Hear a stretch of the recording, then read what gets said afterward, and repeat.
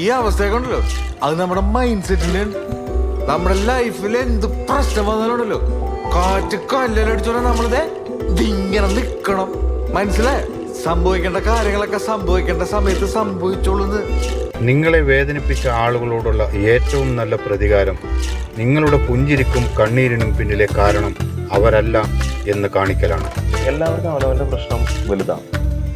അതിനെ മറ്റൊരാൾ കുറച്ച് കാണുന്ന പോലത്തെ സ്റ്റേറ്റ്മെന്റ് പോലും അയാളെ ഹേർട്ട് ചെയ്യും. അത് കുഴപ്പമില്ല, അത് ശരിയും എന്ന് പറയുന്നത് വളരെ പോസിറ്റീവായിട്ടായിരിക്കാം, പക്ഷെ അത് നിനക്കാണ്. എൻ്റെ പ്രശ്നം എനിക്ക് വലുതാണ്.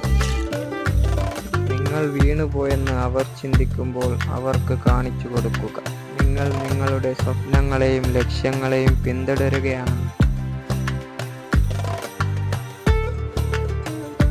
ജീവിതത്തിൽ ഒരടി പോലും മുന്നോട്ട് വയ്ക്കാൻ സാധിക്കില്ലെന്ന് മറ്റുള്ളവർ വിധിക്കുന്നിടത്ത്